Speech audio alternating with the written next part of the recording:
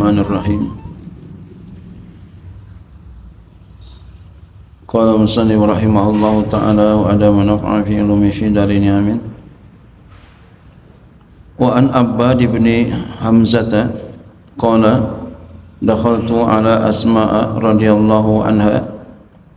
Riwayat dari Abbad bin Hamzah, berkata beliau, dakhaltu, kata Abbad bin Hamzah, aku pernah masuk, datang maksudnya, ala Asma, kepada Asma. Asma ini Asma istrinya Zubair.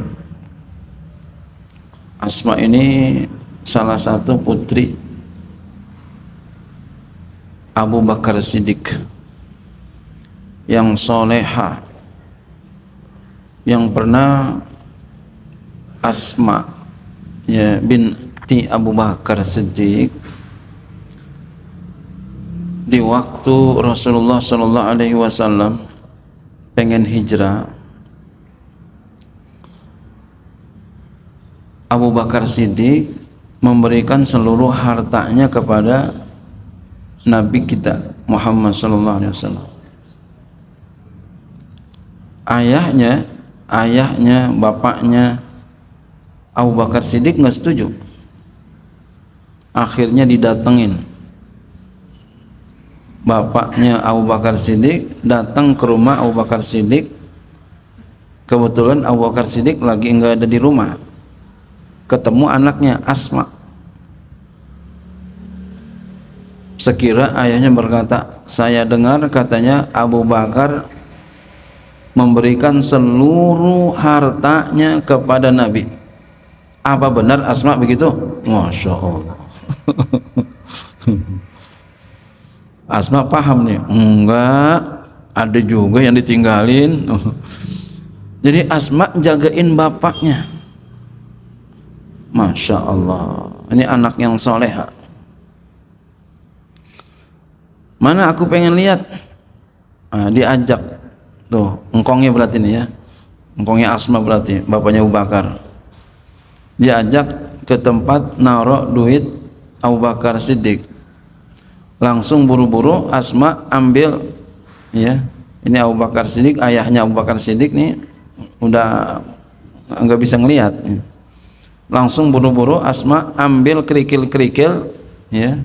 Beliau taruh di tempat naruh uangnya Abu Bakar Siddiq ya, dan ditutupin. Kemudian dipegang oleh ayahnya Abu Bakar Siddiq. Dia pegang-pegang, oh iya bener, dikira itu duit. Ternyata Abu Bakar Siddiq orang yang bijaksana katanya. Masya Allah.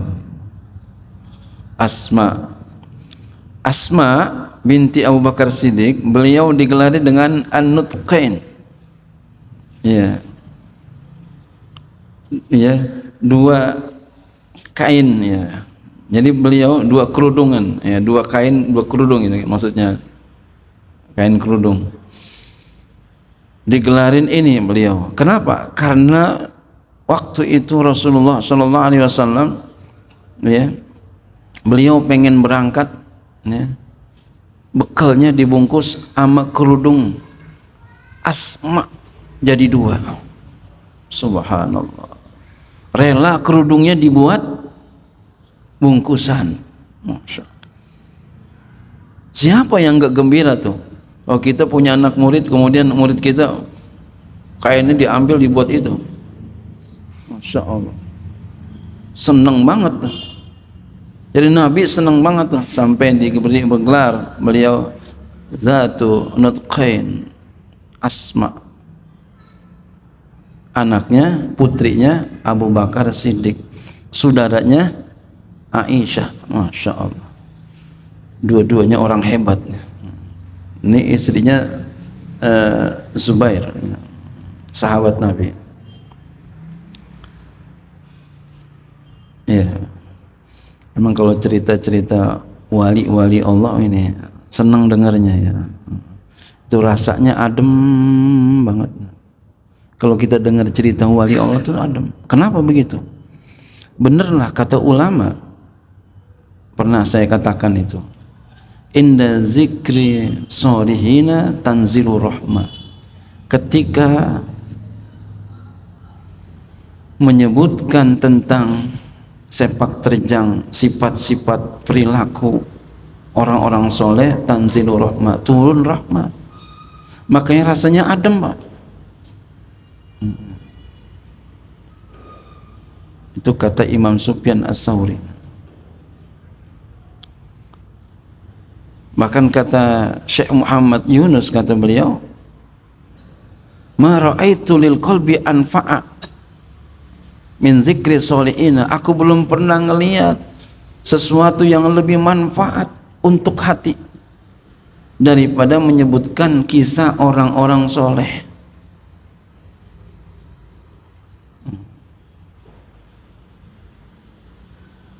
Paling manfaat itu menyebutkan. Bahkan kata juga dikatakan oleh Imam Abu Hanifah, beliau mengatakan hikayatus sholihin, yang dikutip oleh seorang ulama besar juga, kata beliau apa? As-Sakhawi, beliau mengutip tuh dalam kitabnya At-Taubih ala Manzamat Tarikh. Kata beliau, hikayatus sholihina afdalu indi min kasiri minal fikhi. Cerita orang-orang soleh itu lebih afdal menurut pendapatku, kata Imam Abu Hanifah. Menurut pendapatku. Padahal Imam Abu Hanifah itu orang ahli ilmu, Pak. Beliau terkenal dengan kefakihannya. Maka Imam Abu Hanifah itu terkenal dengan min ahli ra'yi. Dalam bahasa usul fikih itu, beliau terkenal dengan ahlul ra'yi. Imam Malik terkenal dengan ahlul hadis. Imam Syafi'i beliau ada di tengah, tadinya sama Imam Malik. Suatu saat, pernah saya cerita di sini dulu ya, murid-muridnya Imam Abu Hanifah ada bekelai pendapat ya, selek sama murid-muridnya Imam Malik, Imam Abu Hanifah, Imam Malik, murid-muridnya berantem, berpendapat gitu ya, debat. Imam Syafi'i beliau belain gurunya, ya pantas ya, mesti begitu, belain gurunya. Tapi karena Imam Syafi'i orang baik beliau, bukan cari nafsu. Sekarang kan debat cari nafsu debatnya. Nggak ada yang kita lihat tuh di TV debat kalah lalu saya kalah nerima, nggak ada itu. Saya belum dapat dengar gitu. Imam Syafi'i ketika beliau debat sama murid-muridnya Imam Abu Hanifah, Imam Muhammad Asy-Syaibani, Imam Syafi'i beliau mengaku ya keilmuan Muhammad Asy-Syaibani. Setelah debat enggak lama itu beliau datang ke rumahnya ngaji. Masya Allah. Nah setelah dapat banyak ilmunya tuh Imam Syafi'i, berarti beliau pahamnya dua tuh, hadis dan ra'yi. Beliau bangun mazhab. Bangun mazhab beliau warnanya dua itu. Berarti beliau apa? Ada di tengah. Baina ahlul ra'yi wa ahlul hadis. Karena beliau ada di tengah, pendapatnya enak, makanya pengikutnya banyak Imam Syafi'i. Masya Allah. Sampai sekarang. Sama dengan sekte dalam tauhid, Jabariyah dengan Qadariyah. Jabariyah itu dia ke Allah terus ke Tuhan terus. Jadi manusia enggak ada di situ bagiannya. Kalau Qadariyah itu manusia terus, masing-masing punya kelebihan dan kekurangan. Kalau Jabariyah kelebihannya tawakalnya bagus. Ya, tawakalnya bagus dia. Cuma jadi malas itu ya. Itu apa namanya negatifnya. Kalau Qadariyah ya, bagusnya apa? Optimis. Jadi semangat dia. Cuma Tuhannya hilang. Gitu. Nah, lahirnya lah ya Ahlus Sunnah wal Jamaah. Abu Hasan Al-Asy'ari, Abu Mansur Al-Maturidi dikatakan dua, itu adalah Ahlus Sunnah wal Jamaah. Tengah.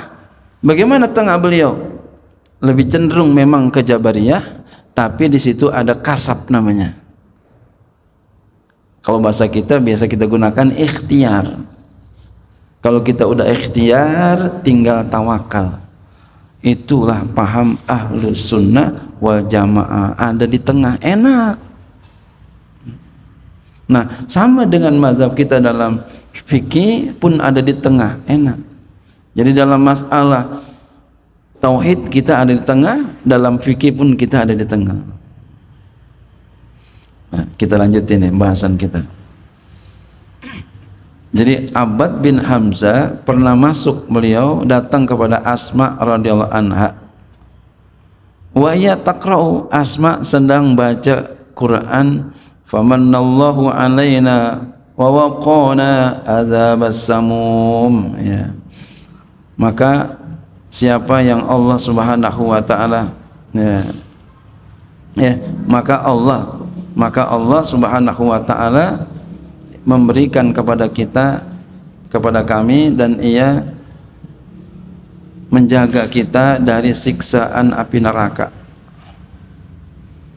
Fawaqafat indah, lalu Asma waqaf di situ, berhenti di sisinya ayat ini. Faja'alat tu'iduha, lalu beliau ulangi. Faja'alat ini adalah maknanya kana. Iya. Jadi ja'alat itu bisa makna kana. Wa tad'u, dan beliau berdoa. Habis baca ayat ini beliau doa. Iya. Fatola alayya dzalika, ia panjangkan demikian itu doa kepadaku. Fazahabtu ila suqi, lalu aku pergi ke pasar. Ya. Lama doanya, pergi ke pasar. Faqadiyat hajati, faqadaitu hajati, lalu aku tunaikan akan hajatku, kebutuhanku. Sumaraja'tu, kemudian aku kembali. Wa iya tu'iduha wa tad'u, dan dia masih dalam keadaan mengulangi itu doanya, mengulangi bacaan itu Al-Quran itu, dan dia terus berdoa. Jadi beliau ke pasar masih baca itu aja, masih doa aja. Masya Allah. Berarti apa nih? Khusyuk banget. Kayak orang sembahyangnya lama banget. Kita pulang masih sembahyang aja. Kita pulang masih zikir aja. Masya Allah. Ada orang yang begitu. Lama banget ibadahnya. Wa an Sa'id bin Jubair radhiyallahu anhu, dari Sa'id bin Jubair radhiyallahu anhu, annahu, bahwasanya beliau akhaza yukarriru hadhil ayata. Akhaza ini af'alul syuru', ya. Jadi beliau masuk mengulang-ulangi ayat ini fi sholati, dalam salat, bid'an wa isrina maratan, kurang lebih 20 kali. Masya Allah. Wahya, dan dia itu dalam salat nih bacanya, wattaqu yawman turja'una fihi ila Allah summa tuwaffa kullu nafsin ma kasabat wa hum la yuzlamun. Baca lagi, wattaqu yawman turja'una fihi ila Allah summa tuwaffa kullu nafsin ma kasabat wa hum la yuzlamun. Baca lagi sampai 20 kali. Masya Allah. Memang ada orang ulama begini, sahabat-sahabat Nabi. Ada pernah sahabat Nabi ceritanya, beliau baca qul huwallahu ahad, lalu ayat kedua baca rakaat kedua baca lagi qul huwallahu ahad. Ditanya, kenapa kamu yang pertama qul huwallahu ahad kamu baca, yang kedua kamu baca lagi qul huwallahu ahad, kenapa? Jawabannya, aku suka dengan ayat itu. Selesai. Emang kagak sah? Sah kan? Masya Allah. Jadi ada sahabat tuh begitu modelnya, seneng. Waruya tardidul ayati an kasirin minas salafi, telah diriwayatkan ya, mengulang-ulangkan ayat daripada salafus soleh. Jadi banyak salafus soleh yang ngulang-ngulangin ayat baca dalam sholat. Nah, seperti ini sahabat Nabi ngulang-ngulangin 20 kali ulang.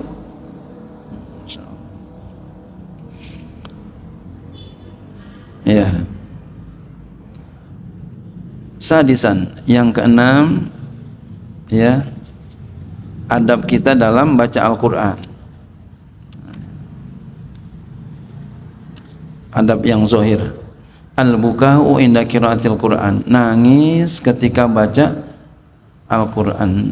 Tadi udah ya, udah habis itu ya, wallahu a'lam bishawab.